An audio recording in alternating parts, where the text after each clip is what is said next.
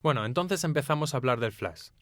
Mira, el flash, antes que nada, es una luz discontinua. Significa que emite un resplandor brevísimo que transcurre entre la apertura y cierre del obturador y permite en este breve espacio de tiempo iluminar como se debe la escena que estamos encuadrando.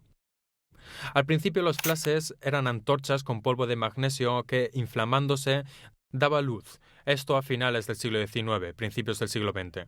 Los flashes de hoy utilizan lámparas de xenón que producen una luz similar a la diurna, o sea, con una temperatura de color cercana a la daylight. ¿Recuerdas? Ya hemos hablado de esto en las lecciones anteriores. Sí. Existen varios tipos, desde los flashes incorporados a la reflex hasta llegar a flashes más profesionales que permiten el control de la exposición automático o totalmente manual. De hecho, también mi cámara tiene un flash incorporado, pero, como has dicho, hay también flashes externos, que tú has llamado profesionales. ¿Cuál es la diferencia y qué es lo mejor? Mira, el flash incorporado en la reflex es muy cómodo, sobre todo porque lo tenemos siempre a mano. Hasta en situaciones donde no preveíamos su uso, puede estar siempre a disposición. El problema de este tipo de flash es que generalmente no son muy potentes y además no se puede regular la dirección de la luz, o sea que tenemos siempre una iluminación frontal, que no es el mejor tipo de luz para los retratos o foto, qué sé yo. Por ejemplo, si en una boda retratas a los novios con una luz de este tipo, seguramente la imagen será más plana porque la iluminarás de frente y proyectarás sombras feas sobre el fondo. Quizá cuando antes decías que no te gustan mucho las fotos con flash, te referías a este tipo de efecto. Exacto. A menudo mis fotos resultan muy poco naturales. El color de la luz es muy frío, los sujetos salen iluminados con una luz muy fuerte, mientras que el resto permanece muy oscuro. Bien, Anthony, veo que las lecciones que hemos hecho sobre el uso de la luz te han servido.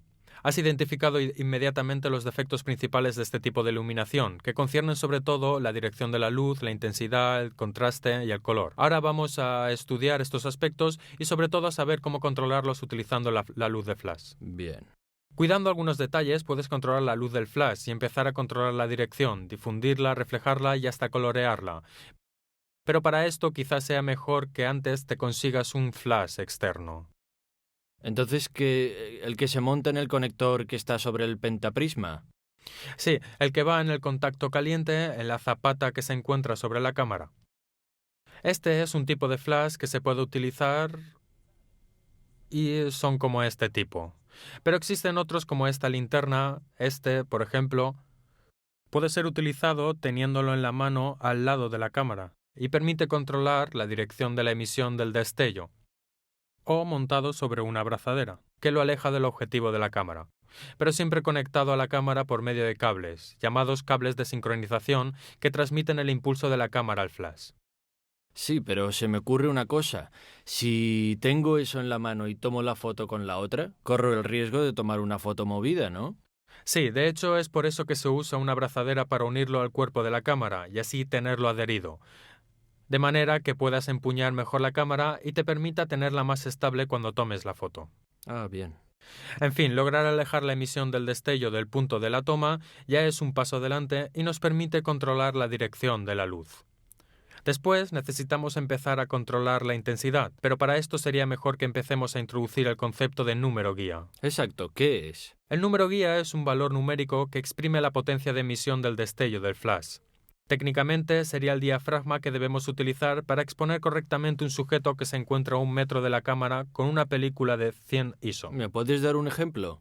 Sí, por ejemplo, si estás usando un flash que tiene un número de guía de 22, significa que utilizando un diafragma 11, 22 dividido entre 11 da como resultado 2. Esto te permite exponer correctamente con una película de 100 ISO sujetos que se encuentran a 2 metros de tu cámara. Bien. O al contrario, si debes utilizar un diafragma 4 porque la luminosidad de tu objetivo no es suficiente o porque quieres una mayor profundidad de campo, 22 dividido entre el diafragma que estás utilizando, 4, te permitirá fotografiar sujetos expuestos correctamente a una distancia de 5,5 metros. Por lo tanto, tendrás que alejarte respecto al punto de vista precedente. Vale. Pero no te preocupes, no hay necesidad de hacer todos estos cálculos. Generalmente en el flash hay una tabla de conversión o por medio del display tú programas los valores de sensibilidad ISO y del diafragma utilizado y lees los valores que te sirven para dar una exposición correcta. Algunos flashes tienen también la modalidad automática de lectura de la luz, esto es, por medio de un exposímetro interno, que generalmente tiene una célula que se encuentra de frente y permiten la emisión controlada del destello, o sea, cuando pulsas el disparador el destello empieza a emitir la luz y en automático el exposímetro mide la correcta exposición y bloquea la emisión del destello cuando llega a ese nivel de exposición. Si no, hay otros sistemas más modernos que usan la lectura TTL, o sea, a través de la lente del objetivo, donde el flash comunica con la cámara y bloquea la emisión del destello cuando a través del objetivo ha pasado la cantidad de luz correcta que va a llegar a la película o el sensor. Entonces, ¿qué ajuste es el mejor, el automático o el manual? Mira, como siempre, no hay un ajuste mejor. Considera que el automático te permite trabajar de manera muy rápida, sin efectuar cálculos, y en la mayor parte de los casos te da también la exposición correcta. Bien, entonces basta. No, Usaré pero he esa. dicho en la mayor parte de los casos. Hay casos donde puede estar equivocado. Considera, por ejemplo, si estás fotografiando personas a una cierta distancia y entre ellas y tú hay otros elementos. En este caso, corres el riesgo de que el destello emitido por el flash vaya a iluminar primero estos elementos y el mecanismo de lectura automática de la exposición adquiera la exposición correcta de lo que está en primer plano.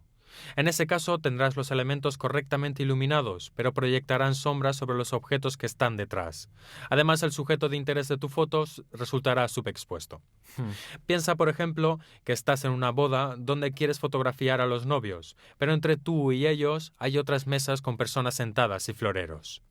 En ese caso, tú quieres iluminar correctamente a los novios, pero tu exposímetro, el exposímetro interno del flash, podría leer la exposición sobre las personas sentadas en las mesas de adelante, y por lo tanto te arriesgarías a que los novios salgan subexpuestos. En ese caso es mejor pasar a la lectura manual y haciendo algunos cálculos establecer cuál es la correcta emisión del destello para iluminar correctamente tu sujeto principal. ¿Y hay otros sistemas para regular la emisión de luz? Mira, la mayor parte de los flashes externos tiene en el interior de la parábola una lente que permite controlar la amplitud del cono de luz que es emitido. Y dependiendo de la focal que estás utilizando, puedes decidir si utilizar un rayo mucho más amplio o transformarlo en una luz spot cuando uses una focal larga. Entonces, para entender mejor, si uso un gran angular, ajustaré el flash para iluminar un área más amplia. Y con un teleobjetivo debo ajustarlo para iluminar un área más Perfecto. reducida, ¿correcto? Sí.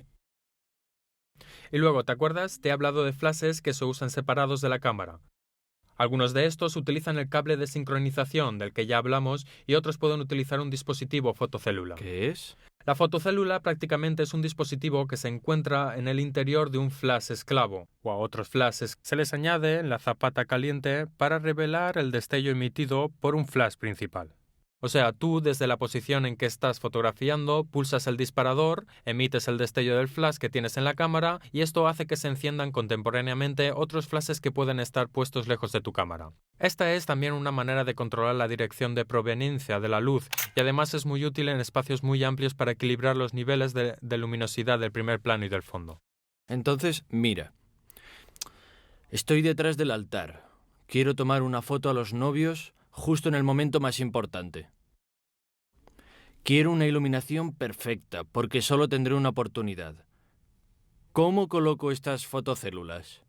Primero, puedes colocar un flash separado de tu cámara y lo utilizas como luz lateral y como luz clave.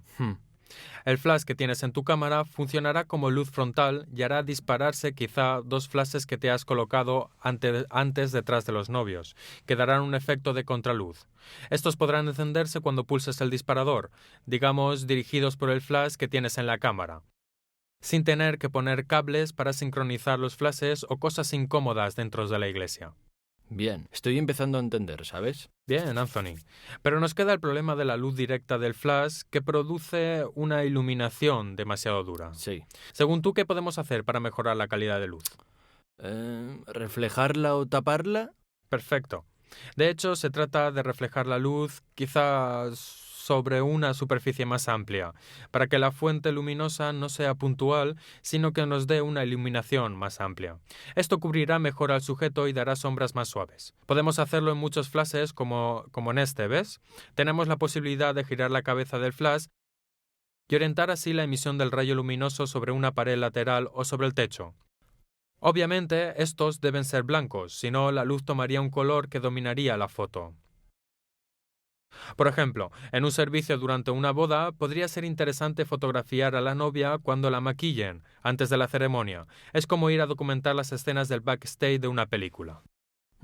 En estas tomas, que se harán en un ambiente doméstico, para no desnaturalizar demasiado la atmósfera, deberías tratar de utilizar una luz que no sea la luz directa del flash, que crearía sombras muy netas.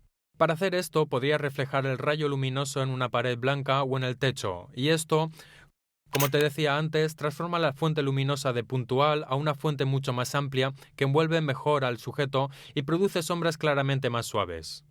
Si quieres una luz todavía más suave, existen a la venta difusores que se colocan sobre la parábola del flash. Algunos son pequeños, de plástico, para colocar directamente. Si no, hay otros, como este, que son pequeños softbox, que sirven para producir una luz más suave y también se colocan sobre la parábola del flash. Pero en este caso debes tener cuidado, si no usas una medición TTL, en considerar el hecho que esto reduce mucho la emisión del flash y tendrás que exponer de 1 a 2 stop para poder iluminar tus sujetos. Este lo puedes usar también en avión cuando vas... Bueno, vamos. Olvidémoslo, ¿eh? Pero nos queda el problema del color de la luz del flash, que a menudo puede que no entone bien con otras fuentes luminosas que uses en tus imágenes. Por ejemplo, si fotografías por la tarde, ya que la luz del flash es igual a la daylight, o sea, a la de las horas centrales del día, o si estás fotografiando en interiores con luz artificial. Para resolver este problema existen filtros de color ámbar, como este, para poner frente al flash, de manera que coloree el destello luminoso emitido por el flash. Por ejemplo, si estás fotografiando la clásica foto con los novios en la puesta de sol, con el sol atrás, si no usas la luz de flash, corres el peligro de obtener una imagen donde los novios vengan reproducidos como una silueta, totalmente en negro sobre el fondo expuesto correctamente.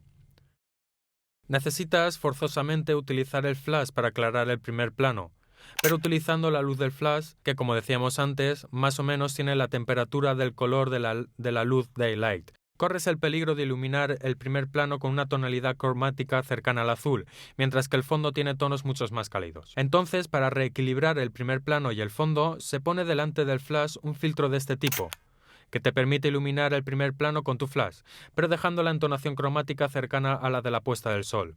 Así tendrás una imagen mucho más equilibrada donde el uso del flash será más escondido, digamos, invadirá a menos. Pero entonces, si me encuentro en pleno día con mucha luz, ya no necesito usar el flash, ¿verdad? No, al contrario. Hasta ahora hemos hablado de las situaciones en donde el flash sirve para ayudar cuando falta iluminación, pero hay casos en donde sirve para otra cosa.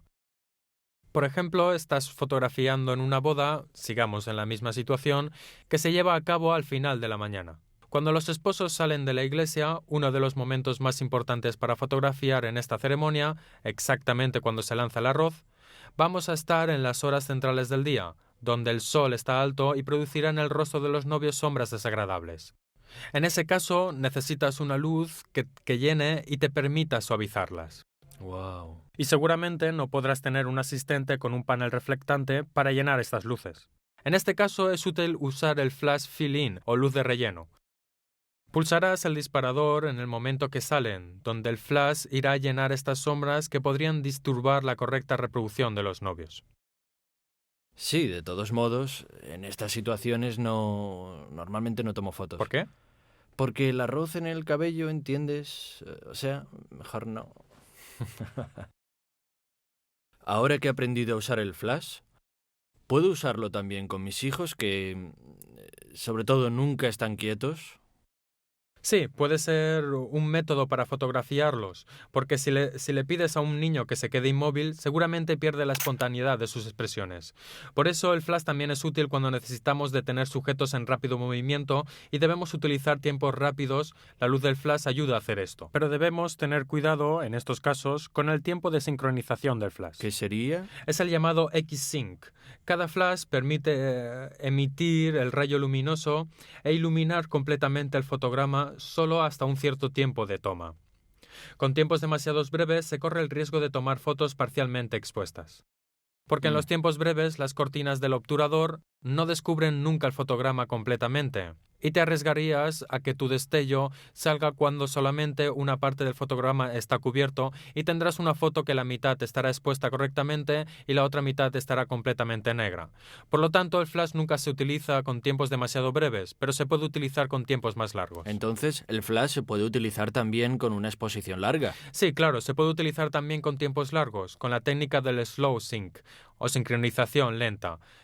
Significa sincronizar el tiempo del flash con una exposición muy larga. Esto permite bloquear el movimiento del sujeto y tener una imagen nítida. Además, gracias a la exposición larga, al obturador que permanece abierto permite captar la luminosidad ambiental y también la estela que dejan los sujetos en movimiento. Pero en ciertos casos es más útil utilizar la modalidad a disposición de la segunda cortina para darle un efecto más natural. Mira, el flash puede ser sincronizado al principio de la exposición o al final, prácticamente cuando se abre el obturador o cuando se está cerrando en una exposición larga. Con determinados tipos de sujetos, sobre todo sujetos en movimiento, es útil sincronizarlo a la segunda cortina, o sea, cuando la exposición está por terminar. Te doy un ejemplo. Sí. Piensa en tu hijo, por ejemplo, un niño que está corriendo. Si lo fotografías sincronizando el flash antes de la primera cortina, apenas tú pulsas el disparador, empezará la emisión del rayo luminoso que nos dará una imagen nítida de tu hijo.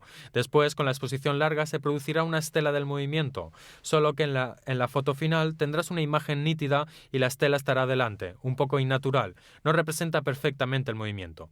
Al contrario, si lo sincronizas a la segunda cortina, al principio la exposición te permitirá representar esta estela de manera correcta, y el rayo del flash saldrá solamente al final de la exposición, bloqueándolo al final de la estela. Por lo tanto, será mucho más natural y sobre todo respetará la dirección del movimiento. Bonito, esto lo quiero probar. Sí, pruébalo. Sobre todo, como te decía, con sujetos de este tipo ayuda a representarlos de manera más natural.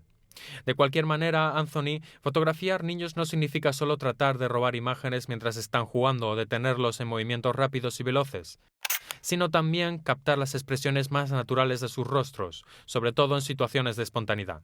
Mira, los niños son sujetos particulares y a menudo se intimidan frente al objetivo o son intolerantes. Necesitamos hacerlos que se sientan a gusto, quizá proponiendo la fotografía como un juego, mostrándoles la cámara.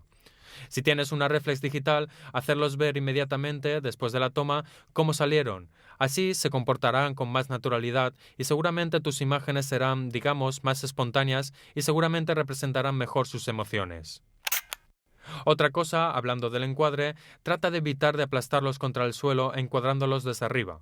Como te sea posible, agáchate a su altura de manera que des las proporciones correctas entre el sujeto y el fondo. Otra cosa fundamental es relacionarse con ellos. ¿Tipo con esta cosa? Sí, eso era una broma al principio de la lección, pero proponérselas como un juego utilizando también utilizando instrumentos de este tipo. Está bien. Depende mucho de la edad, porque considera que de 0 a 3 meses los niños no se relacionan mucho con el mundo que los rodea. En ese caso, es mejor fotografiarlos en los brazos de su mamá, utilizando una luz natural que dé la sensación de suavidad. Cuando crecen, de 3 a 9 meses, empiezan a tener expresiones, a expresar sus emociones a través del rostro y, por lo tanto, a hacer movimientos más rápidos. Con ellos trata de captar su mirada atrayendo su atención. Quizá, una vez hecho el encuadre y haber enfocado, levanta la mirada de atrás de la cámara y trata de llamar su atención para atraer su mirada. Cuando son más grandes y empiezan a caminar, se trata de seguirlos en sus exploraciones y tratar de improvisar los momentos mejores para la toma. Yo tengo uno de 3 años y uno de 5 años. Sí, de hecho, cuando empiezan a crecer, sobre todo el más grande, quizá podrías empezar a probar a hacerle un retrato donde esté un poco más tranquilo, donde el sujeto viene puesto en pose, pero asumiendo una expresión siempre natural. En ese caso, usa una focal telemedio, un 50 milímetros de 50 a 90 milímetros, que te permite estar a la distancia correcta del sujeto y representarlo con las proporciones correctas. Es importante en este caso limitar al mínimo la profundidad de campo, enfocando siempre los ojos para que la mirada se vea más penetrante y para suavizar los tonos de la piel y del rostro. Como siempre, me has dado un montón de consejos buenos, que seguramente iré a poner en práctica inmediatamente. Ojalá hubiera tenido estos consejos antes. Tengo muchísimas fotos en casa que no valen nada. Mira, Anthony, tú te decidiste un poco tarde a tomar un curso de fotografía serio. Mejor tarde que nunca. Y subrayo serio. Claro. Bueno, hoy hemos profundizado los aspectos técnicos relacionados con la luz del flash, sobre todo cómo controlar la dirección, la intensidad, el contraste y el color. Hemos visto los varios tipos de flash. Hemos hablado del tiempo de sincronización a la primera y a la segunda cortina, la modalidad en slow sync, sincronización lenta, la utilización del flash esclavo con fotocélula para fotografiar con flashes colocados a distancia. En fin, tienes todos los elementos para probar a hacer nuevas fotografías. Me sirve solamente otra cosa. ¿Me puedes prestar esa...? Ah, claro. Gracias. Chao. ¿Recuerdas lo que significa cámaras de medio formato? Sí, son las cámaras que usan un formato más grande del normal, que es de 35 milímetros, ¿correcto? Sí, perfecto. Utilizan siempre las películas en rollo de formato 120. Se usan porque la calidad es mejor, ¿verdad? Sí, hay un incremento de la calidad exactamente porque la película es más grande. En vez de medir 35 milímetros, como la que se usa en la reflex, digamos formato pequeño, aquí el rollo mide 6 centímetros, exactamente 61 milímetros. De este rollo de película se pueden obtener formatos diferentes, que tienen en común lo ancho de la película, y luego, según las dimensiones, se puede obtener el 6x4,5, el 6x6, el 6x7, hasta el 6x9. También existen máquinas en formato panorámico que llegan hasta el 6x17, pero esas son para usos más específicos. La ventaja de utilizar esta película, como decía antes, es que te da una calidad muy alta, porque para llegar a la impresión final necesita un número menor de agrandamientos. Por ejemplo, si de un 35 milímetros queremos obtener una impresión 20-30, debemos agrandar más o menos 8 veces y medio el negativo. Mientras que si agrandamos de 8 veces y medio un negativo 6x6, obtenemos una impresión más o menos de 50 por 50 centímetros. Obviamente tendremos una impresión más grande con la misma calidad, o si no, con el mismo formato, la calidad será muy superior. La diferencia entre esta película y la de 35 milímetros es que la de 35 milímetros está dentro de un cargador metálico y tiene una doble perforación para el arrastre porque es una película que deriva del uso cinematográfico. De hecho, en esta no hay doble perforación porque nació para el uso fotográfico y no necesita mecanismos de arrastres tan grandes como los de la película cinematográfica. Aquí la película está enrollada alrededor de un rollo de plástico y cubierta de papel negro que sirve para protegerla de la luz. Entonces, así puedo hacer impresiones realmente profesionales. Sí, exacto. La calidad de tus impresiones será seguramente superior respecto a la que obtienes con la 35 milímetros. ¿Y cómo se pone la película en esta cámara? Se carga en el interior del chasis. ¿Qué es el chasis? El chasis, mira, es esta parte de la cámara que se puede quitar. Y adentro hay dos rollos. Te muestro. Uno es el rollo que recibe y acá ponemos el rollo de película. Espera, vamos a cargarla. Tomamos nuestro rollo de película. Lo metemos en este lado. Luego se pasa frente al fotograma. Y va a engancharse al rollo de arrastre. ¿Ves? Sí. Luego giramos a mano el rollo hasta hacer aparecer de este lado la flecha doble. Esta flecha es el punto de inicio del rollo. Ahora lo insertamos nuevamente en el chasis. Y luego, con la palanquita, hacemos que avance hasta que aparezca el número 1. En la ventanita cuenta fotogramas. Ah, bien. Esta, aquí. sí. ¿Ves? Una vez que aparece el número 1, el chasis está cargado y listo para tomar el primer fotograma. Y ya podemos volverlo a colocar al cuerpo de la cámara y está lista para fotografiar. Obviamente extrayendo el bolet, que es una protección para la película cuando el chasis está separado de la cámara. En el momento de la toma, esta protección, mira, se quita para permitirle la luz actuar sobre la película. Este mecanismo de carga de la película tiene muchas ventajas, porque te permite utilizar películas de diferente tipo, porque tienes a tu disposición varios chasis. Puedes llevar un chasis cargado con película diapositiva, uno con película blanco y negro. También puedes usar varias sensibilidades, por ejemplo, si durante la ceremonia estás fotografiando en el interior y usando una película con sensibilidad muy alta e inmediatamente después debes tomar una foto en el exterior, en el momento en el que salen los novios, será suficiente cambiar el chasis y podrás tomar con una película de sensibilidad menor. Comodísimo. Sí, de hecho ofrece muchas ventajas en la práctica. Además, ahora hay también respaldos digitales y el hecho ¿Qué son? prácticamente son, en vez del chasis, se coloca un respaldo digital que tiene adentro un sensor CCD en vez de la película Ah, y permite utilizar la cámara y la óptica sobre un sensor digital en vez de la película. entonces se transforma en una cámara digital. Sí, uno hasta podría, durante una ceremonia, efectuar algunas tomas en digital y otras en película, para utilizar el blanco y negro o para los efectos que se puede obtener usando la película. Es un sistema muy versátil y luego la modularidad permite utilizarlo en varias situaciones adaptándose cada vez. Existen también respaldos del tipo Polaroid, como este, Ujú. que sirven para darte, antes de la toma, una idea de la composición o ver si la iluminación es válida.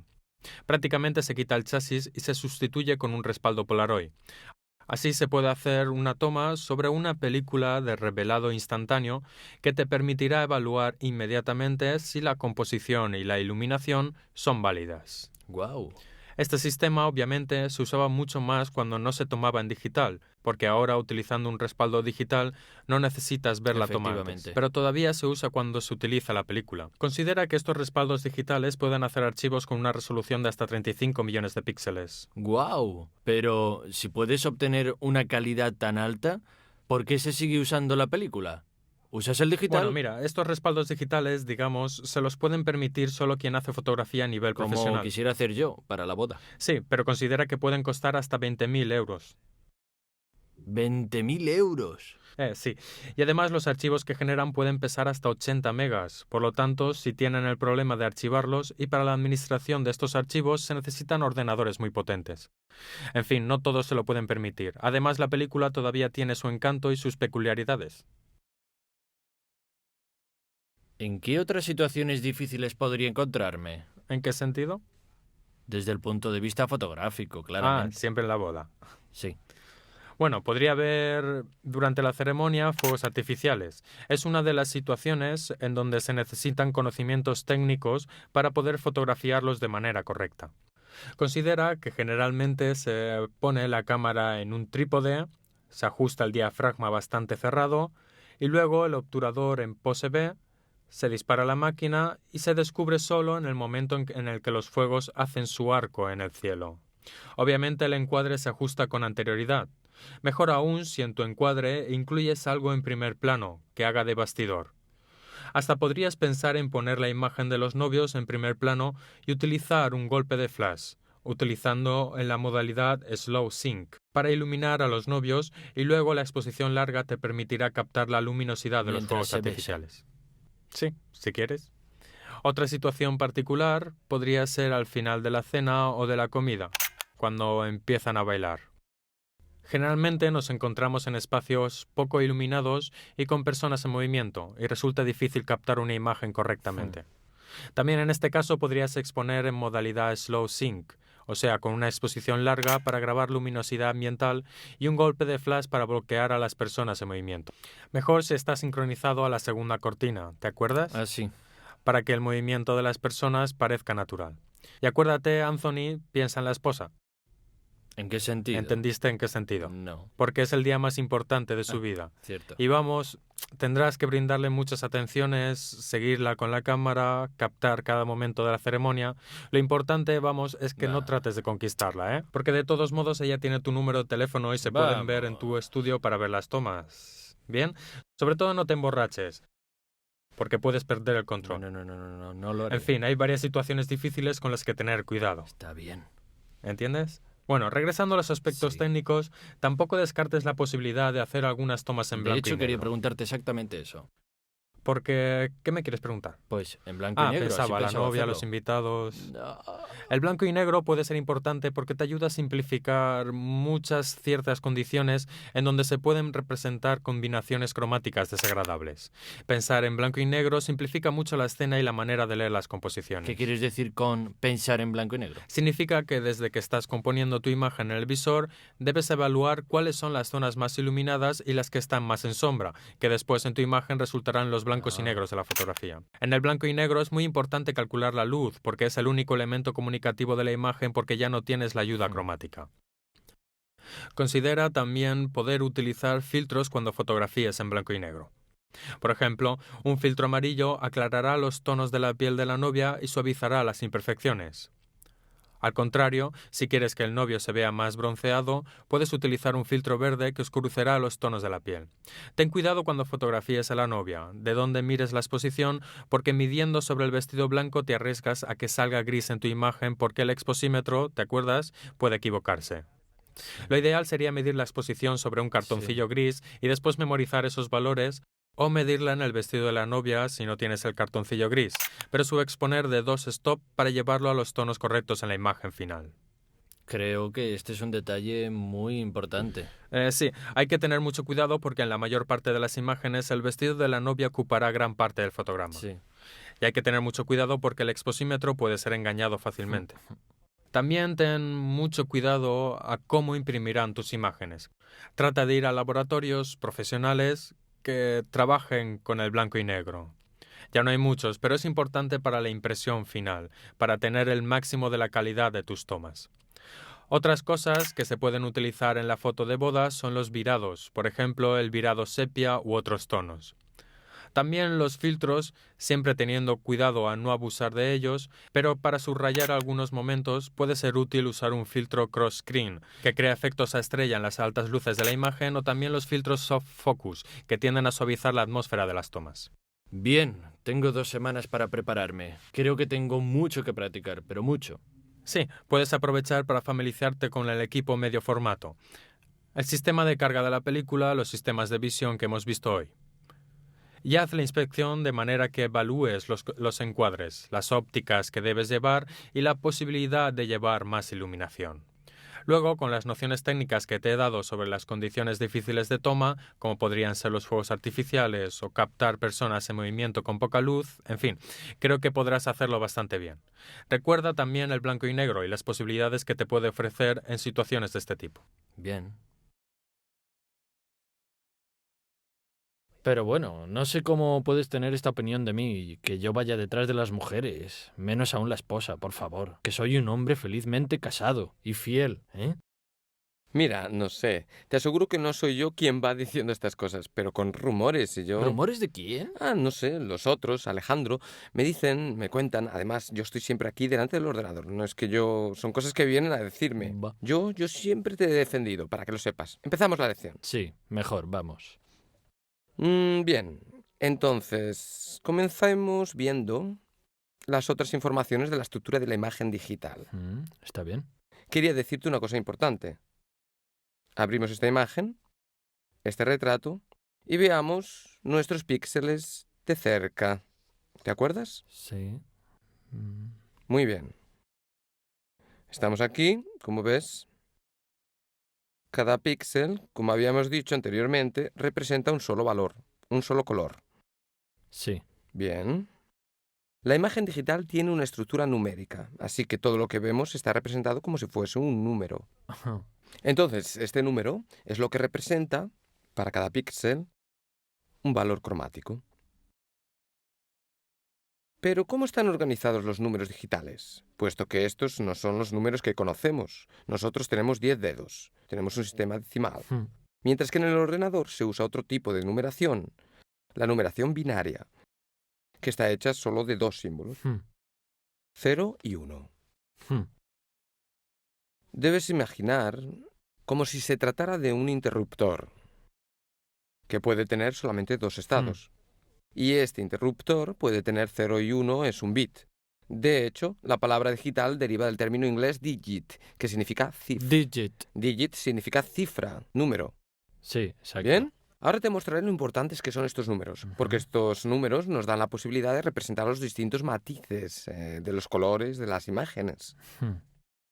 Muy bien, pongamos un ejemplo. A ver, si tuviésemos a tu disposición un simple bit para representar el color de un píxel, según tú, ¿cuántos colores podemos tener? 2. Exacto. Muy bien. ¿Por qué? 0 y 1. 0 y 1. 0 podría ser el negro y 1 el blanco. Bien. De esta manera, te haré ver cómo ese retrato, que estaba lleno de formas coloradas, se transforma en esto que ves aquí. ¿Ves? ¿Ves el píxel simple? O es blanco o es negro. ¿Bien? Obviamente, con un solo bit no logramos representar una imagen real, la cual tiene tantos matices de cierto. colores. Bien, entonces necesitaremos más, mucho más aún. Pero que los bits siempre se reagrupan en grupos de 8, los cuales forman un byte en total. Bien, entonces lo que has escuchado sobre el byte del ordenador significa 8 bits. Veamos ahora una imagen. Esta vez en blanco y negro, o para ser más precisos, una escala de grises, en la cual tenemos un byte, 8 bits. ¿De acuerdo? Entonces tendremos matices grises que van del blanco al negro, pasando todas las graduaciones del gris. ¿De acuerdo? Por lo tanto, en esta imagen tenemos la posibilidad de tener 256 tonalidades diferentes, que van desde el 0 para el negro hasta 255 para el blanco. Bien, entiendo. Muy bien. Veamos ahora cómo podemos analizar estas informaciones en Photoshop. Volvamos a la imagen que tiene un bit de profundidad. ¿Está bien? Ahora, el panel que nos interesa es el panel de las info. Bien. Sí, ya me acuerdo. El panel de las info nos da las informaciones precisas sobre un área de la imagen. ¿De acuerdo? Ahora selecciono esta herramienta, el gotero, el cual es un instrumento de medida. Como ves, lo puedo mover sobre la imagen. Y también tengo informaciones que son relativas a la posición. ¿Ves? X e Y. Pero en realidad nos interesan poco. Las coordenadas nos interesan poco. Lo que en realidad nos interesa más, y podemos ver, agrandando ahora la imagen un poco más, es este valor que se llama K, el cual se alterna entre el 100% y el 0. ¿De acuerdo? Ahora, en este tipo de imagen, K representa la cantidad del negro que hay en la imagen. ¿Bien? Entonces, como habíamos dicho que tenemos solo dos posibilidades, tenemos un píxel blanco que no tiene nada de negro aquí, porque es blanco y es 0. Y tenemos el 100% para el negro. Mira cómo cambia la situación en la segunda imagen. Cuando yo paso, ¿ves?, sobre la imagen, el valor K se alterna entre un valor alto, el cual se acerca en las zonas más oscuras, al 100, ¿lo ves? Y se acerca al 0 en las zonas blancas. Por lo tanto, estamos analizando todos los matices, ¿de acuerdo? Los píxeles están representados gráficamente en el interior del histograma, que es este otro panel que encontramos en la misma paleta. Sí. El histograma nos hace ver la distribución de los valores de las tonalidades en el interior de la imagen. Nos dice cuántos píxeles tienen un valor más oscuro y cuántos más claros. ¿Bien? Por ejemplo, esta imagen está representada así, ¿de acuerdo? Hay pocos píxeles negros, ¿ves? Además, hay una presencia más alta en los tonos medio bajos, hasta llegar al blanco, en donde tenemos un pico antes del blanco y después nada. Así que el histograma es un instrumento muy interesante para valorar nuestra imagen. Además, los histogramas están presentes en nuestra cámara de fotos. Cuando haces una fotografía, tienes la posibilidad de visualizar no solo la previsualización de la imagen en tu pantalla, puedes ver también el histograma. Esto te puede ayudar a valorar mejor tu imagen cuando estás haciendo una foto. Sí, pero ¿en qué modo podemos usarla? La puedes usar, hagamos un ejemplo. Haces un retrato, ¿vale? Entonces, miras el histograma y lo encuentras todo movido a la izquierda. Sí. Significa que tu imagen es muy oscura. Ya entiendo. Así pues, si esta es una elección tuya, está bien. Pero si quieres equilibrar la imagen, debes prestar atención para que el histograma no termine fuera de escala. O sea, que no tengas una serie de informaciones perdidas. En este caso está muy movido a la izquierda. Sí, esto sucede porque no valoramos la imagen. Como ves, su componente del fondo, esa gris oscura, Sí, es aquella que aparece más presente y se ve de este modo. muy bien. El blanco que se ve menos del vestido de la niña Muy bien. es este que ves aquí, Bien. ¿de acuerdo? Y entonces, ¿cómo se sabe qué es lo justo y qué está equivocado mirando solamente el histograma? Actualmente no existe un histograma justo o errado en términos absolutos, ¿vale? Porque si estás haciendo una foto, tal vez al sol, en contraluz fuerte, tendrás una serie de informaciones que se moverán a la derecha. Hmm, Pero si estás haciendo una foto en la que ves que la imagen está equilibrada y no es ni muy clara ni muy oscura, esperas que tu histograma se distribuya más o menos en el centro. hmm. Entonces eso te puede ayudar con la práctica a valorar tu imagen, ¿vale? El histograma es una herramienta muy importante para valorar nuestra imagen, pero en el interior de un comando de regulaciones se convierte en un instrumento potente para cambiar la exposición de nuestra imagen. De este modo, aunque con algunos límites, podemos redefinir la gama de tonalidades de nuestra imagen y mover el valor del píxel de modo que esté más equilibrado o lo más cercano a nuestras exigencias. Veremos cómo. Entonces, he entendido que mientras más alto sea el número, más matices de colores puedo tener, ¿justo? Exacto, muy bien. Así pues, cuanto más alta es la profundidad del bit, es decir, el número es más grande en potencia, más matices puede contener en su interior. Hay otra cosa que debemos decir.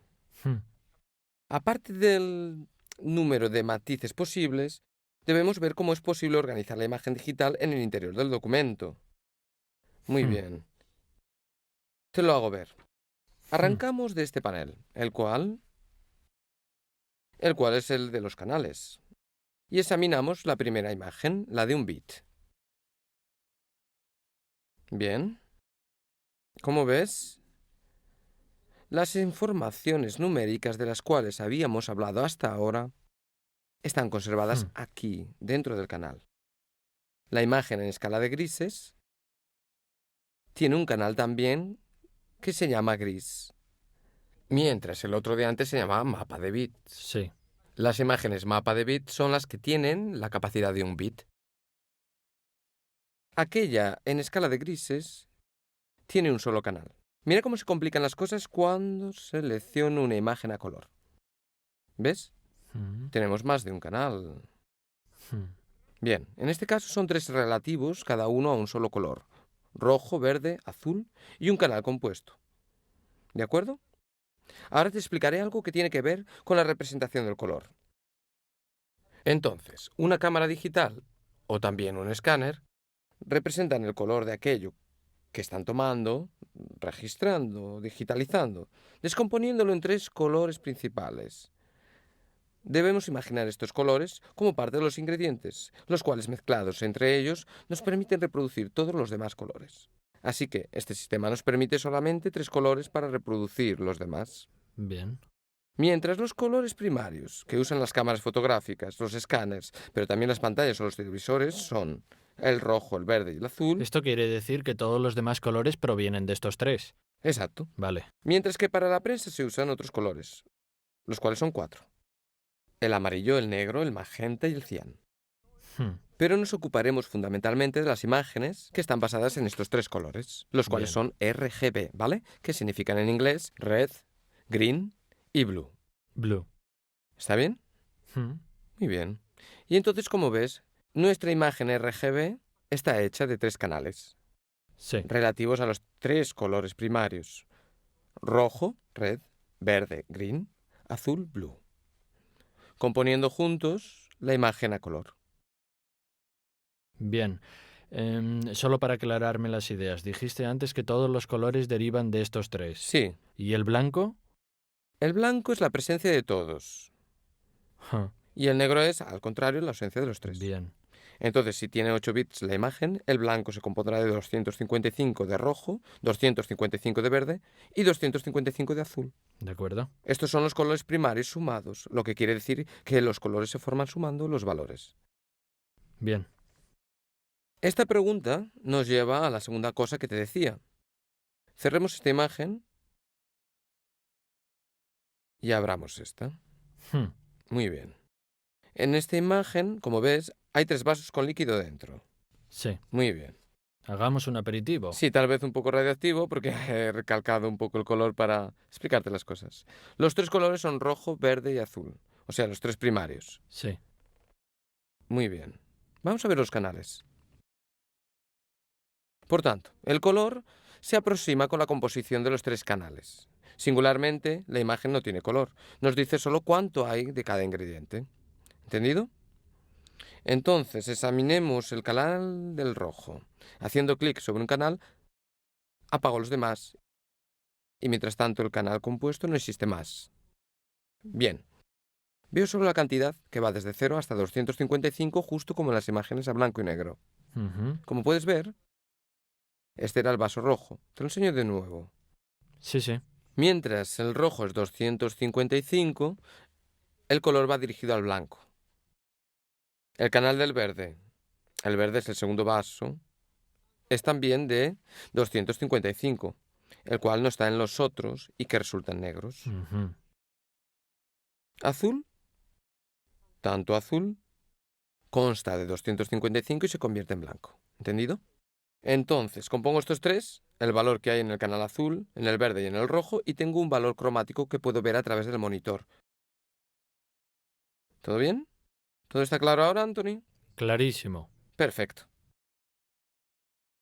A ver, Anthony, creo que te he llenado la cabeza de conceptos teóricos, pero son necesarios para hacer De eso estoy seguro. lo que vamos a hacer ahora, es decir, meter mano a nuestras imágenes, arreglarlas y regularlas, ¿está bien? Hmm.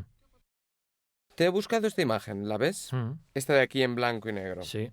Porque pensé, iniciemos por una imagen más simple en su estructura. Después, en las próximas lecciones, nos ocuparemos también de las imágenes en colores. ¿Está bien? ¿Está bien? Dime, ¿qué te parece esta imagen? Diría un poco oscura, un poco apagada también. Sí, muy bien. Justo ese es su problema. Pero puede suceder que uno ve una bella expresión y no la quiere perder. Del rostro de la esposa. Entonces se dispara, aunque la exposición no sea quizás la justa. Entonces, ¿qué se hace? Se dispara y después, tranquilamente, el problema se arregla con el Photoshop, que en este caso te hago ver cuál es. Empezamos por evaluar la imagen a través del histograma. Bien, la abrimos. Y ya desde aquí se pueden evidenciar algunas cosas. Bien. El histograma está ligeramente movido a la izquierda. Entonces hacia la parte oscura. De hecho, la imagen es un poco oscura. Sí. Después, como habíamos dicho, tú me habías dicho que estaba un poco apagada. La vemos así porque le falta un poco de contraste. Sí, porque el blanco no es precisamente... Exacto, no es vivo. De hecho, si miras el lado derecho del histograma, donde debería estar el blanco, no hay nada. Lo que quiere decir que hay una ausencia del blanco, como hay también una ausencia del negro. Entonces la imagen está apagada por eso, porque no hay un verdadero contraste. Sí. ¿Bien? Ahora pasaremos del histograma a un instrumento de regularización que nos permite ajustar la tonalidad y hacer la imagen más interesante. Mejor. Ahora, el instrumento de que te hablo se encuentra en el menú Imágenes, Reguladores, Niveladores. ¿Bien? Podemos llegar también desde el teclado usando las teclas Control L.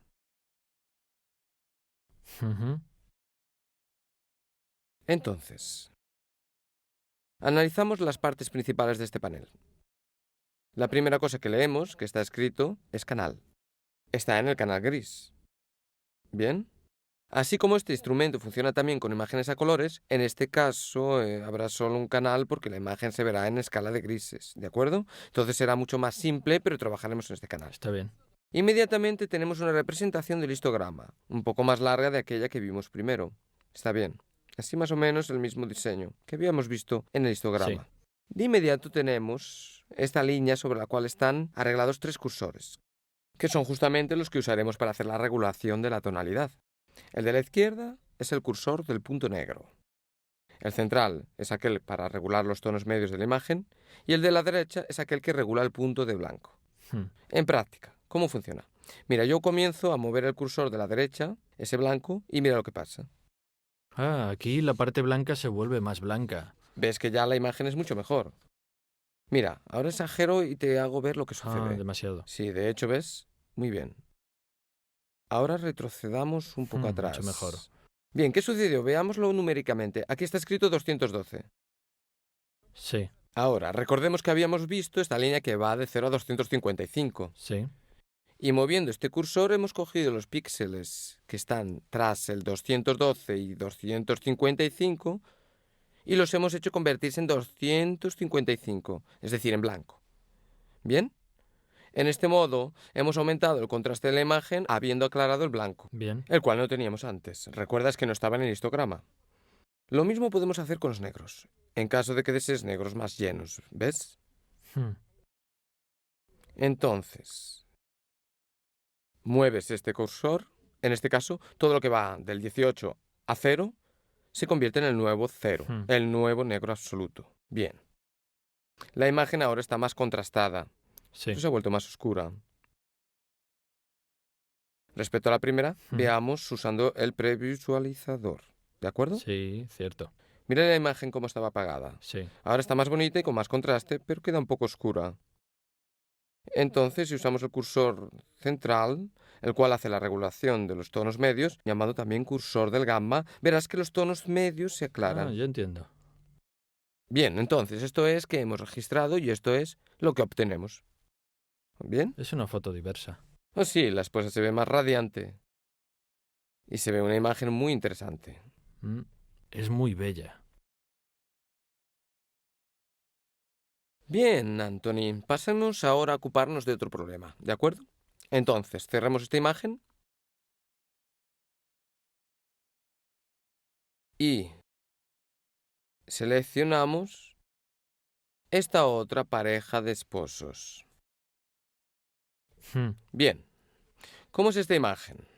Esta también está un poco oscura. Sí, también esto es un poco oscuro, pero ahora tenemos una solución más rápida porque ya te hice ver los instrumentos de niveles en el blanco y en el negro.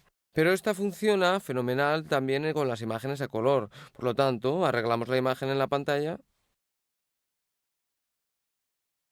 y dejamos espacio para nuestros niveles. ¿Está bien? ¿Cómo podemos regularlas ahora? Tal vez trabajando sobre la parte oscura y también en los tonos medios. Exacto. Entonces, regulemos los tonos medios y después le damos un poco de contraste a la imagen. ¿Está bien? Sí. La colocamos arriba. Te hago ver la previsualización.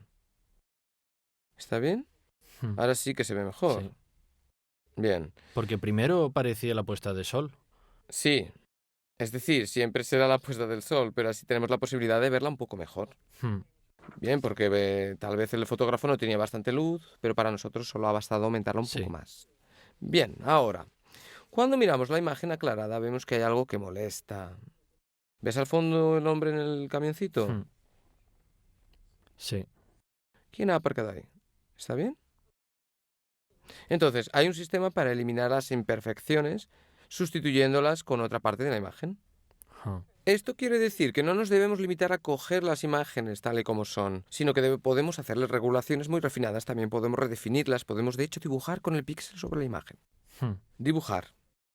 Quiero hacerte ver mejor lo que significa dibujar. Sí. Entonces, suspendemos esta imagen por un rato y abrimos otra. Bien. Pero en realidad no la abrimos, la creamos nueva.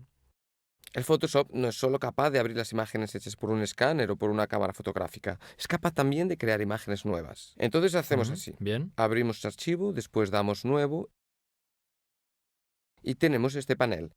Ahora, donde está escrito nombre, podemos introducir el nombre del archivo. En este caso, podemos llamarlo prueba. Además, es solo un ejemplo. Aquí podemos especificar la dimensión de la imagen. Sí, pero... Por otro lado, tú tienes una serie de dimensiones predefinidas.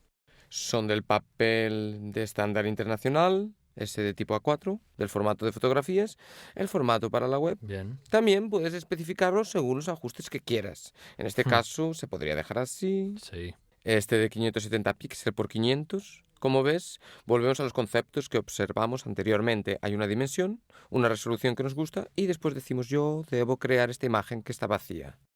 ¿Qué meto dentro de ella? Un fondo blanco. Pero no estamos obligados a elegir esto.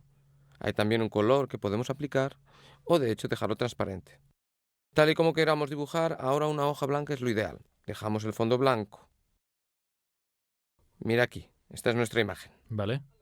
Ahora, dibujar. ¿Cómo lo hago? Hay un instrumento que se llama pincel. Entonces el pincel es simplemente una punta. ¿Ves? Sí. Que podemos usar para dibujar. Del color en forma de píxel en nuestra imagen. vamos a la barra de las opciones. Y con este cursor puedo tener una punta más pequeña en píxeles, ¿ves? Píxel 27, Vale. en este caso, o más grande. Esto lo vemos directamente en la pantalla. Tomamos una dimensión mediana, una un poco más grande. Bien. ¿De acuerdo? Y vamos. Por ahora dejamos el espesor en 100. Después te hago ver el porqué. Y vamos a dibujar. Ahora, el color viene escogido por este ajuste de Photoshop. ¿Vale? Photoshop tiene conservado siempre dos colores, que son el color de primer plano y el color de fondo. Bien, son simplemente dos colores, ambos utilizados por algunos instrumentos. Un instrumento como el pincel coge su color del primer plano, que Bien. está puesto ahí. En este caso es un rojo. Rojo. Pero haciendo clic sobre el color, salta fuera un selector de colores. Bien, como ves, este panel nos permite especificar, ya sea en modo gráfico, que es lo que estamos haciendo en este momento, o sea también en modo numérico, un cierto tipo de color, ¿vale? Dime qué color quieres poner. Azul. Azul. ¿Qué te parece esta tonalidad? Bien. Bien. Sí. Mira, haz un clic ahora con el ratón. Ujú. Dentro del círculo de colores. Mm. Es un círculo perfecto, ¿no? Porque la forma del pincel es esta de aquí. Pero en la paleta de los pinceles tienes varios tipos. ¿Los ves? Hay también unos diseños. Por ejemplo, aquí hay una hoja. Sí. Mira. Huh. Bien, esta es una cosa más gráfica, quizás. Volvamos a nuestro pincel. Vamos un poco más atrás con la historia, así que limpiamos la hoja. Tomamos el pincel normal por un rato. Y además de hacer puntos simples, obviamente arrastrando el ratón podemos diseñar. ¿Bien? Ujú. Se puede también cambiar el matiz, asimismo. ¿Ves? Esta es una pincelada muy limpia. ¿Bien? Vamos a eliminar lo que hemos hecho cambiando el matiz, trabajando sobre el espesor. En este caso, nuestra pincelada tendrá los bordes más matizados. ¿Ves? Más suaves. ¿Bien? Esto es lo que significa dibujar con los píxeles. ¿De acuerdo? Esto lo utilizamos ahora para... Esto lo utilizamos ahora. Muy bien. Cerremos esta ventana. ¿Queremos salvar? No, no sirve. No, no sirve. Y volvemos aquí.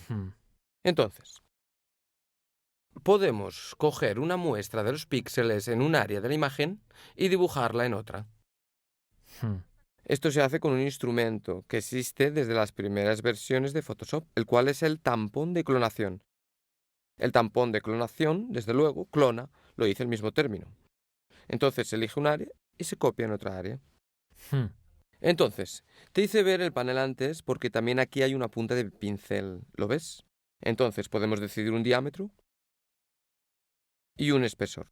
Es decir, podemos obtener copias del píxel más o menos matizado en los bordes. Bien. Mientras dejamos estos ajustes a espesor medio alto y un diámetro que puede ser también este de aquí, por ahora está bien. Lo primero que le debo decir a Photoshop es dónde coger una muestra de los píxeles que luego tendré que copiar. En este caso lo hacemos desaparecer. El camión. Este camión. Entonces, ¿de dónde lo voy a coger? Pues quizás allí en donde hay otros Sí. árboles. Así sustituimos el camión con un árbol. Sí. Entonces, lo primero que se le dice a Photoshop es de dónde escoger el píxel. Se hace con la tecla Alt, tecla Alt. Sí. Cuando oprimo la tecla Alt, el cursor se transforma en una Ujú. mira. Entonces, tomo el píxel con un clic.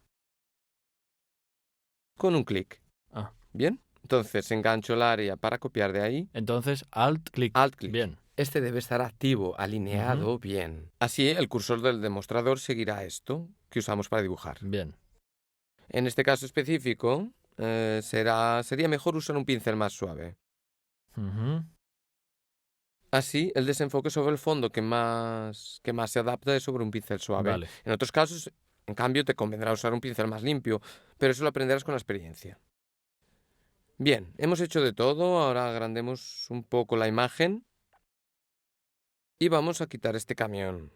Como ves, este pedazo adjunto, agrego un poco de un prado verde. Wow. Puedo agregar un poco más. el árbol de aquí, Alt-clic. Ahora debes de tener atención con estas repeticiones, las cuales nos dicen que se ha usado el tampón de clonación, así que ten cuidado de no hacer uso del seleccionador de muestras en el mismo lugar. Si tú seleccionas muestras un poco de aquí y después un poco de otra área, verás que las repeticiones desaparecen. Y digamos que la irregularidad nos da un toque mucho mejor. Pero parece... Es perfecto. ¿Has visto? Con solo un par de clics. Y ahora quería hablarte de ese famoso regalo para la esposa. Oh, sí, tengo curiosidad.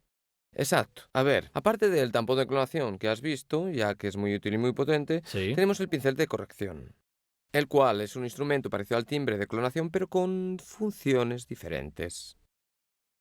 Asimismo, cuando vamos a coger una muestra de una área de la imagen, la vamos a transportar a otra zona, el pincel de corrección hace un control de los bordes y hace una fusión muy refinada tras los píxeles que estamos copiando y con aquellos que están presentes. Ujú. De hecho, el pincel de corrección no necesita ni siquiera tener la muestra de una área, porque basta que se haga en clic en la zona, puede ser una imperfección del rostro, ahora te hago ver, y el panel de corrección se da cuenta de la textura de la piel, busca que sea justa y la funde automáticamente, eliminando la imperfección con solo un clic.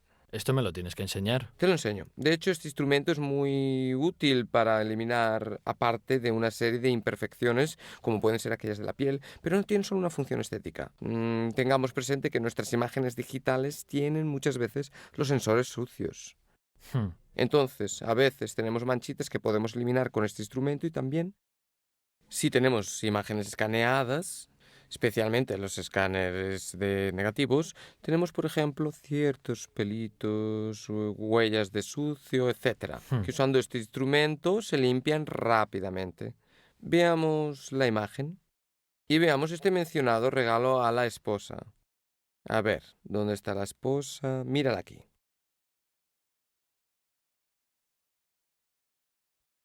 Como ves, en el rostro hay... ¿Qué son estos? Lunares. Están cubiertos con un poco de maquillaje, pero igualmente se ven. Tenemos uno aquí y dos acá.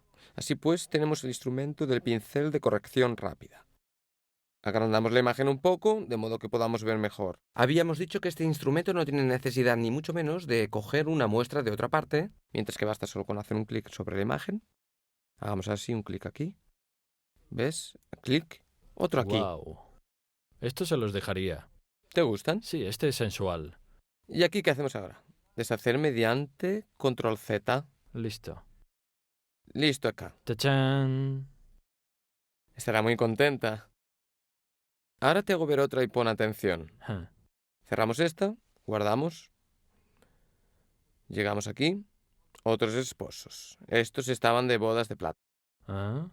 Ya sabes que a las señoras, pero también a los señores les gusta que les eliminen las arrugas, ¿no? Sí. Y nosotros podemos hacerlo en Photoshop con nuestro pincel de corrección. Ahora seleccionamos el pincel como antes. En vez de hacer un clic, arrastramos el ratón. Wow. Estás aquí. También las arrugas de la expresión facial. Wow. Naturalmente se debe de hacer detalles minúsculos para disminuir el diámetro del pincel. Ja. Y el espesor lo dejamos así, que normalmente está bien de este modo. Porque, como te dije antes, Photoshop hace una media. ¿Ves? Y se reducen las arrugas. Wow. Bien. También a él lo podemos arreglar un poco, ¿de acuerdo? Lo hacemos, vamos aquí, con el mismo procedimiento. ¿Ves? Wow. Esto es lo que Photoshop... Aquí no, le di mal. Tenemos que hacer así.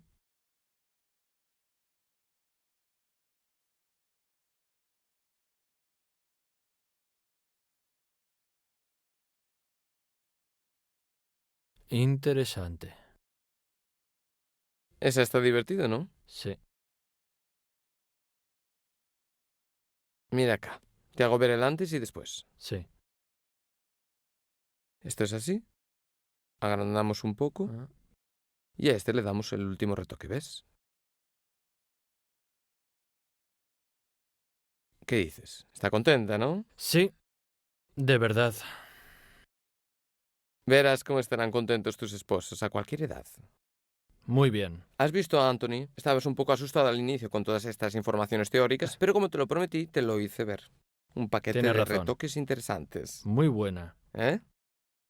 Ahora, en esta lección hemos visto otros aspectos fundamentales de las imágenes digitales, como la profundidad de bits y la estructura de los canales, lo que sirve para memorizar la información con respecto al color. Y hemos visto los colores primarios, esos RGB. ¿Mm?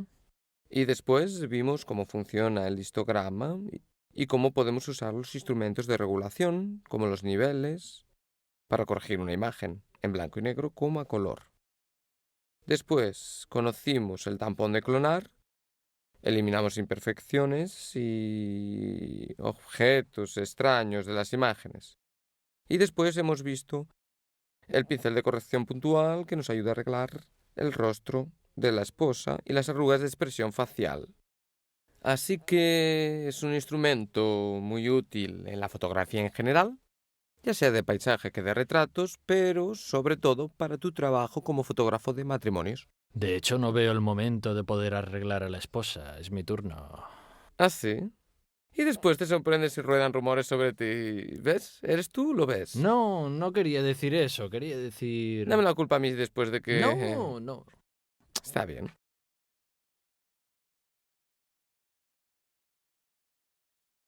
Hola, Anthony, ¿cómo estás? Bien. Hoy un poco ¿Y tú cómo retrasado, estás? Bien, perfecto, estoy bien. ¿Seguro? Sí. Hoy hablamos del flash. Cómo controlar la luz del flash, cómo mejorar la calidad y también de la fotografía de bodas y de cómo fotografiar niños, cómo hacerlos sentir a gusto y hacer fotografías más naturales. Te veo perplejo, ¿qué pasa? ¿Esa cosa que tienes en la cabeza qué es? Ah, esto. Esto es un instrumento fundamental para fotografiar niños. Fundamental. Claro, todos los fotógrafos buenos tienen una de estas cosas en la cartera. Espera, déjame ver. No, ven. Perfecto. Mira, estás hecho para ser fotógrafo. Verdaderamente fundamental. Fundamental. Sinceramente me imaginé algo diferente, pero... si tú lo dices... ¿Estás listo entonces? Listísimo.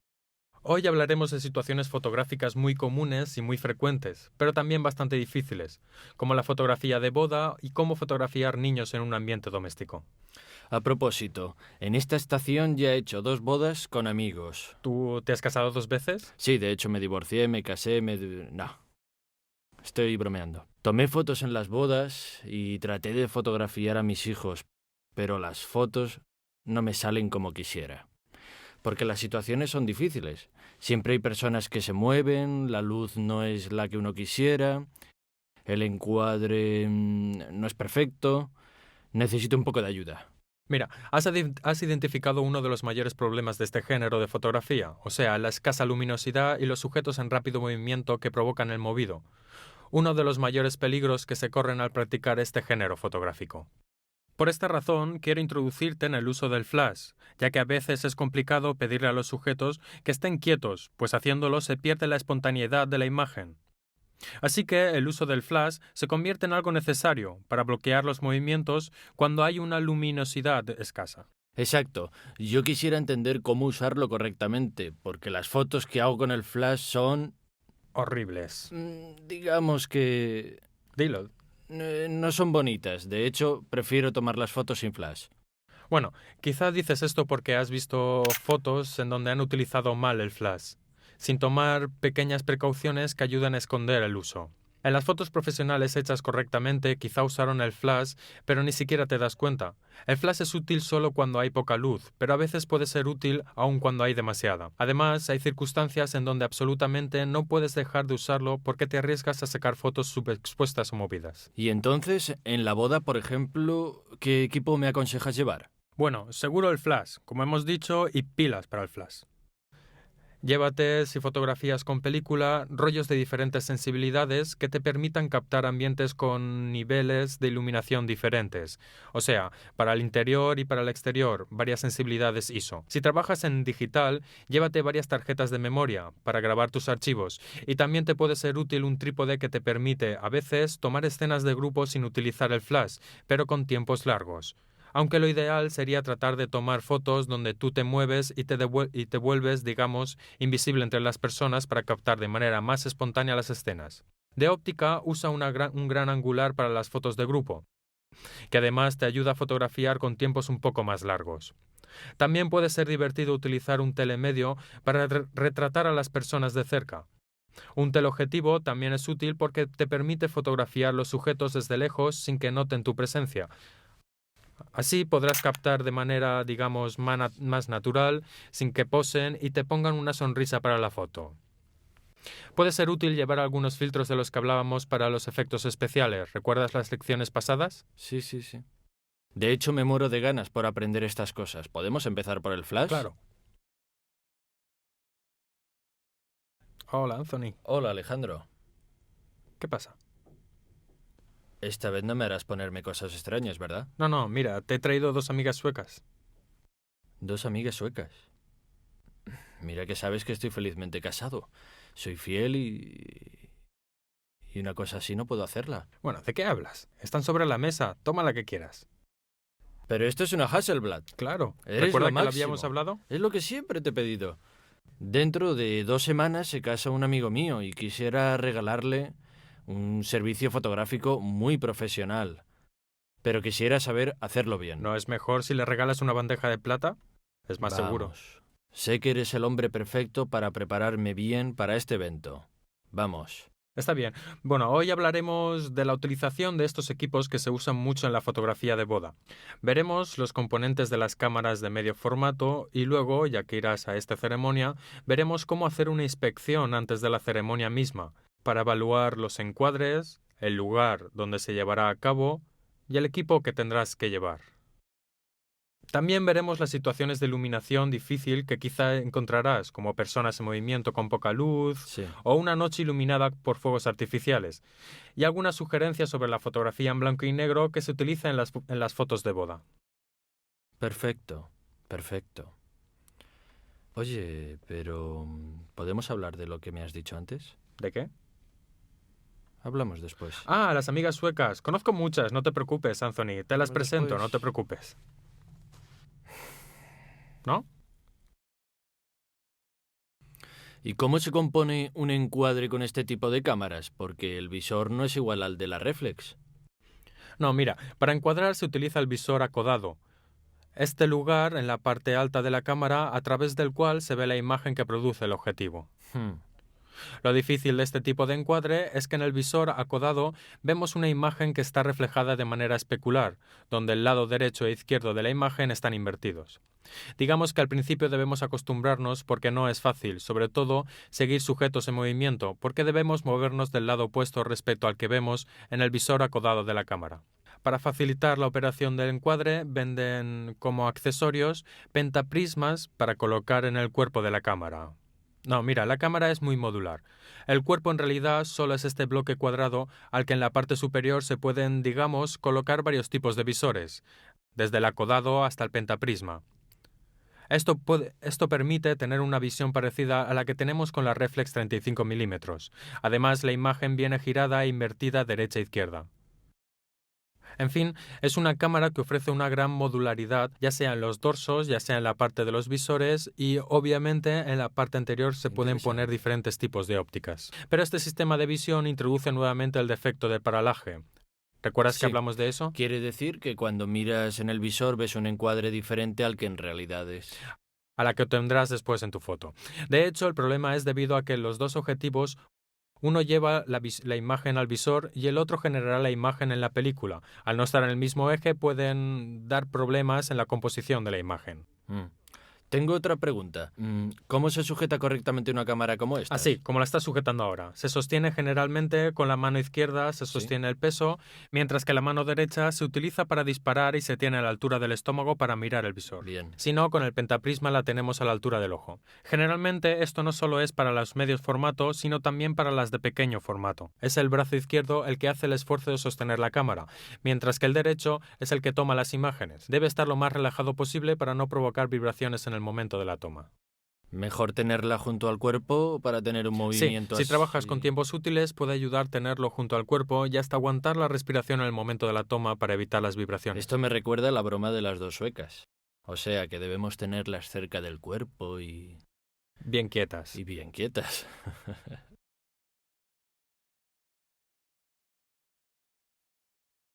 ¿Qué estás haciendo, Anthony? Me estoy preparando. Me dijiste que me preparara y me estoy preparando. Bueno, ¿qué tiene que ver? No de este modo. Además, siempre estás igual aunque te peines. Porque tú no entiendes este tipo de peinado. Está bien. El curso de peluquería lo hacemos la próxima vez, ¿eh?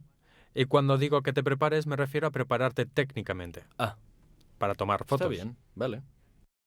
Si tienes que ir a una ceremonia, puede ser importante hacer una inspección. Ir a ver los lugares en donde se llevará a cabo la ceremonia, entender los espacios a disposición y por lo tanto qué objetivos utilizar.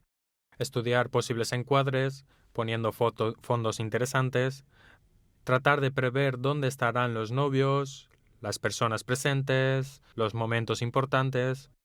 Podrías empezar a evaluar qué tipo de luz hay, si hay tomas de luz para llevar iluminadores, si no hay luz suficiente, hasta pensar en llevar flashes.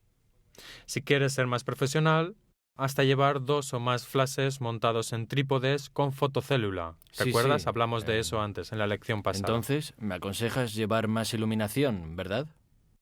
Sí, solo si piensas que el lugar merezca ser iluminado.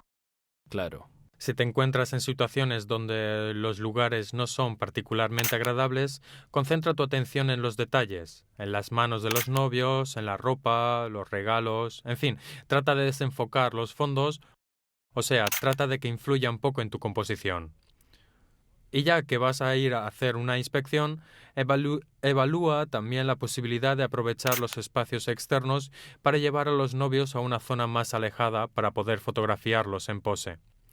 Calcula, sobre todo, el tipo de luz, considerando a qué hora del día vas a fotografiarlos, si lo harás en las horas centrales y correrás el riesgo de tener una iluminación fuerte, con sombras muy netas, entonces trata de evaluar si puedes llevarlos a zonas de sombras de manera que tengas una luz más suave que te permita describir mejor todos los detalles. Si no, podrías pensar también a usar paneles reflectantes para aclarar las sombras. O podría usar un flash fill-in, como me enseñaste en la lección pasada. Exacto, podrías pensar en utilizar el flash para rellenar esas sombras.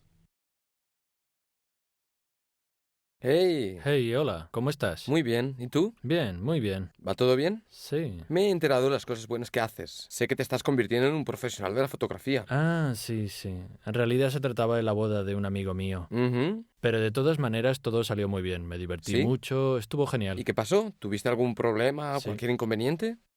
Con algunas fotos, pero la verdad es que estoy mejorando mucho. Claro. Gracias a este curso que estoy haciendo con vosotros. Aunque hubo momentos en los que me habría gustado tener la oportunidad de repetirla. Pero... Claro.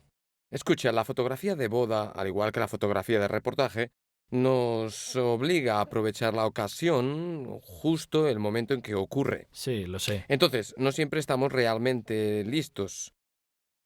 Unas veces la luz no es la apropiada. Ajá. Otras veces nos encontramos con un objeto que interfiere en la composición de la foto.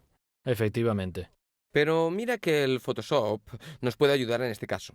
Sabes cómo arreglar una composición fotográfica porque lo hemos visto en las lecciones anteriores. Pero podemos tratar de eliminar las imperfecciones. Podemos arreglar la luz si no es la apropiada. Dentro de los límites posibles, podemos mejorar la postproducción de nuestra foto. Eso mismo estoy esperando hoy. Desde luego. De hecho, tendremos una lección rica de enseñanzas. Por ejemplo, veremos la estructura de la imagen digital, veremos algunos parámetros importantes que te ayudarán a entender cómo usar los instrumentos mejor. Después te haré ver cómo modificar los ajustes de tonalidad de las imágenes a través de algunos paneles con algunas reglas muy simples pero muy poderosas. Y si me sigues en esta parte teórica, Lo haré seguro. bien, te haré ver una serie de instrumentos y muy interesantes y prácticas. Para eliminar las cosas que no quedan bien en la composición y también para dar una bonita sorpresa, quizás, a la novia cuando le entregues las imágenes. ¿Qué te parece? Es decir, Luego te lo enseño. Mm. Pero te aconsejo, Anthony, ¿qué? que las mujeres de los amigos no se tocan en el No matrimonio. bromees. ¿Pero qué dices? Ya.